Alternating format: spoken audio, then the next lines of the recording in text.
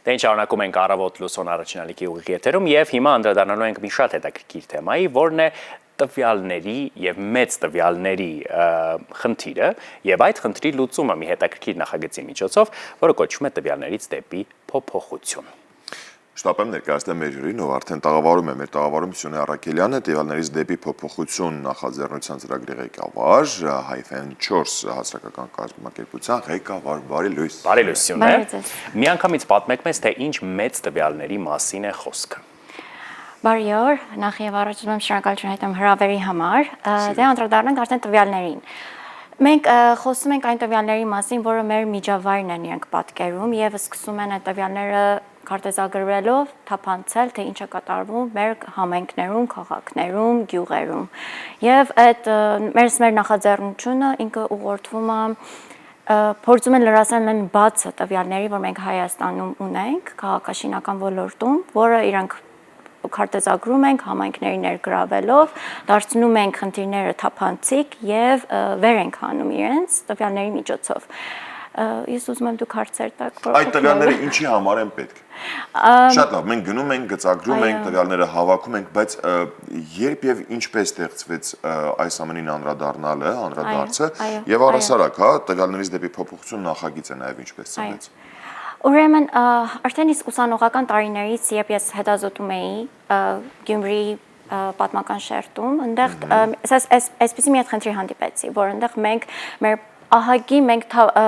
տվյալների բաց ունենք, այսինքն տվյալների բաց ասելով ինչպես, այսինքն բավականի մանր ինֆորմացիաներ, տեղեկություններ պատկերում են մեր միջավայրը եւ իրանք ահագին որոշիչ են, թե մեր հաջորդ քայլերը այն քայլերը, որոնք ասենք վերականգնման հարցում կամ բարեկարգման հարցում սկսում են կատարել, այդ տվյալները մեզ համար որոշիչ են, իրենք մեզ ուղղորդում են։ Ու այդ տվյալները, որպեսզի կարողանանք մենք ունենանք եւ քարտեզում կարողանան մեզ ուղղորդել մեր հետագա քայլերը, իրենք պետք է հիմնված լինեն փաստերի եւ իրականության վրա։ Սյունե, պատկերավոր, եթե նկարագրենք, փաստորեն դուք ստեղծում եք քարտեզներ տարբեր համայնքների, որոնց միջոցով մարդիկ կարող են ծանոթանալ, օրինակ, այդ տարածքում գտնվող շինությունների, տների, չէ, եւ դրանց մասին նաեւ տեղեկություններ իմանալ։ Ինչ տեղեկությունների մասին է խոսքը, ինչ կարգավիճակում են գտնվում։ Բոլոր այն շերտերը, որը մեզ արբանյակներից հնարավոր չէ եւ հասանելի չէ, որպեսզի մենք իրենց քարտեզագրենք, որտեղ այսօրով մենք ԱՏՀ համակարգով եւ GIS Geographic Information System-ով կամ հայերենով ասելով աշխարհագրական տվյալների համակարգով մենք բավականի տվյալներ կարող ենք ձեռք բերենք արբանյակներով, դրոններով, երբ որ իրանք դիտվում են, բայց մենք ներգրավում ենք այնպիսի տվյալները, որ իրանք ոտքի աշխատանքի են պահանջում, այսինքն ոտքից գնալ, քայլել, ուսումնասիրել։ Ու պատկերացրեք, երբ որ մենք այդ տվյալների մասին ենք խոսում, դա այդտեղ գալիս է կարևոր դերն է գալիս մարդկային գործոնը, մարդկային գործոնի մասնակցությունը, որ այդ տվյալները հավաքագրվեն։ Օրինակ ինչ տվյալ։ Օրինակ ասենք, որ մենք Google Map-ով տեսնել չենք կարող։ Օրինակ, քանի որ մեր քարտեզագրման փուլերի մեջ մենք նաև ներգրավում ենք Թումոյի ուսանողներին, այսինքն բոլոր համայնքներում, որ իրենք մեր համայնքի խելացի քաղաքացիներն են, որ իրենք մեզ հետ համագործակցելով մասնակցում են քարտեզագրման մեջ, իրենք մի անգամ Աշոցքում կատարում են քարտեզագրման աշխատանք, որը մի հատ շենք էինք այսինքն անձն աչքով երբ տեսնում ենք այդ շենքը, ինքը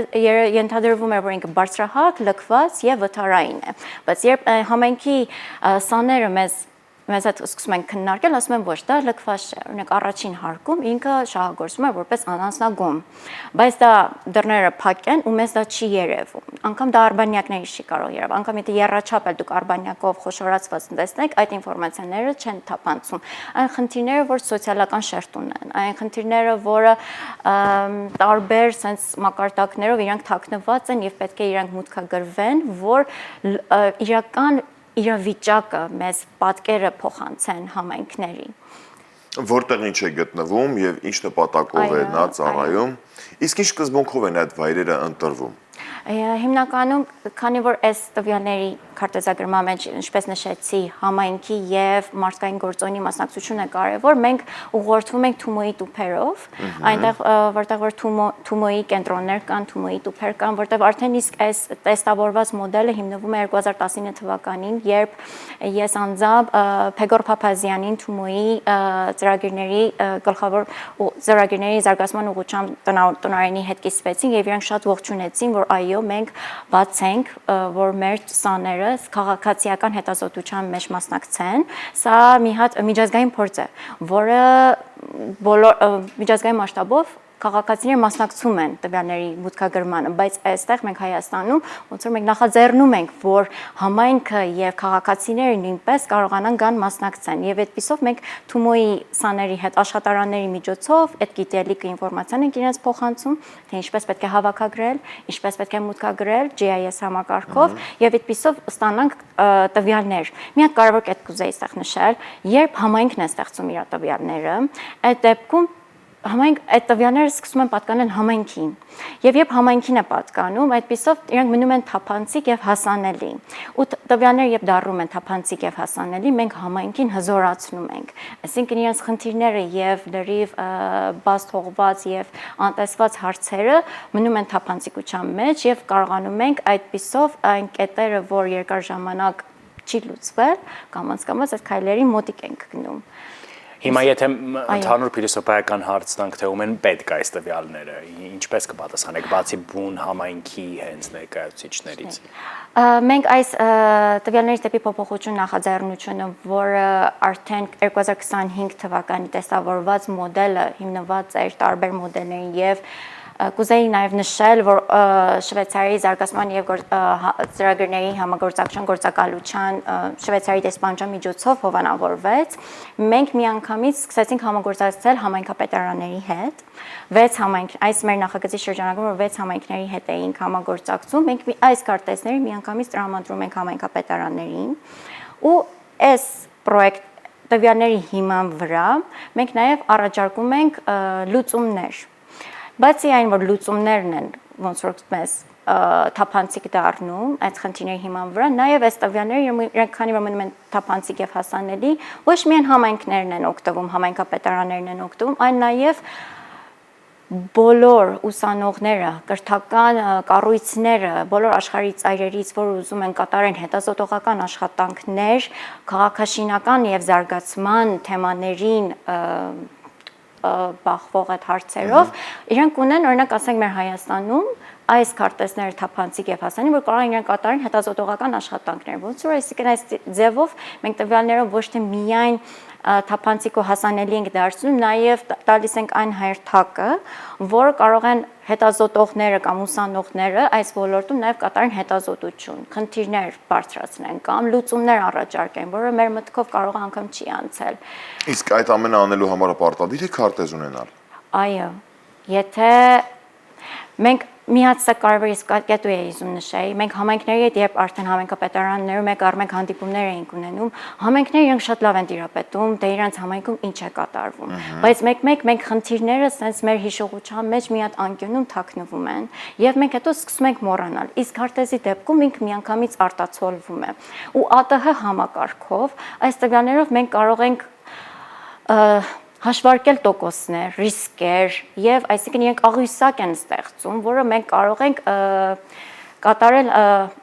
անալիզներ, որը իրանց մեջ պետք է կարող ենք հաշվարկենք հետագայում ապագայում մեզ ինչ ռիսկեր են սպասվում կամ ինչ կարելի է նախաձեռնություններ կատարել։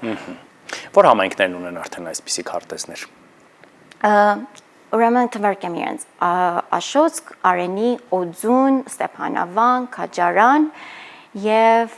Արծվաբերդ։ Կա պլաններում ամբողջ Հայաստան օրինակ քարտեզագրել այս սկզբունքով, թե դա շատ բարդ է։ Մենք արդեն իսկ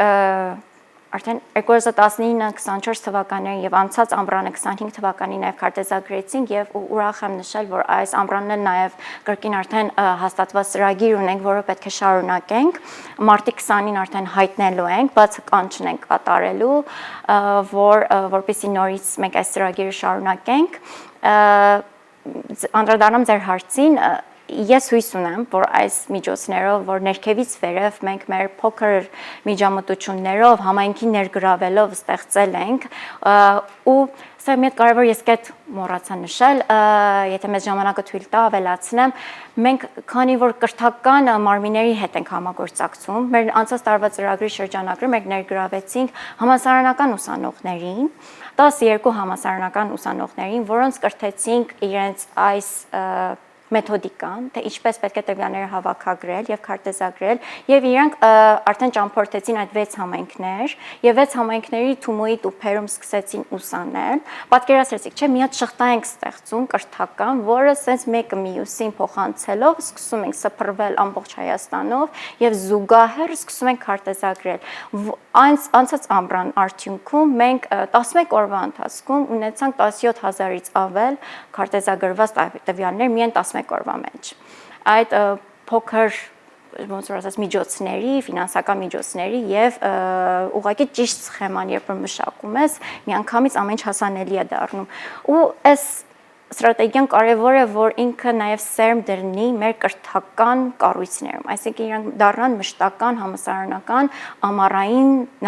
workshop-ներ կամ աշխատարաններ։ Թումոյի տուփերը արդեն տարիներ է, որ Թումոյի կենտրոնը արդեն տարիներ է, որ մեզ հետ համագործակցում են եւ իրենք միայն բացաբաց ընդունում են այս գաղափարը, որ այո, քաղաքացիական հետազոտության մեջ իրենց սաները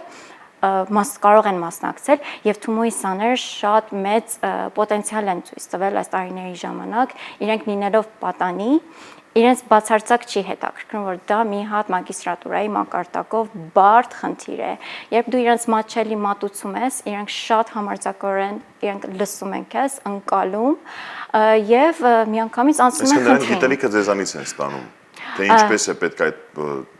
չափագրումների համար այդ հավաքագրելու համար։ Մենք զերոյից իրեն սովորեցնում ենք, թե տվյալը ինչպես է։ Մենք ամենապարզ կետից սկսում ենք, որ տվյալները բաժանում ենք երկու խմբի։ Շենքեր, բաստարացքներ, որ այդ բաստարացքների մեջ մտնում են ամեն ինչ, բակեր,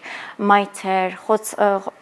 խոչընդոտված մայթեր, անկախ ամեն ինչից։ Իրենք սկսում են ընկալել իրենց ամբողջ միջավայրը, որ իրենց նաև դա իրենց տալիս է մտածելու ձև։ Իրենք սկսում են հասկանալ իրենց համայնքը ինչերից է բաղկացած։ Ու այնտեղ սկսում են իրենք նշել արդեն, ասում են շատ լավ, դուք դուրսից եկել եք, այս տեսնում ենք սա, բայց մենք նաև այս խնդիրներն ունենք ու մենք ունենք դեպքեր, որ սկսում ենք տվյալի նոր տեսակներ ստեղծել։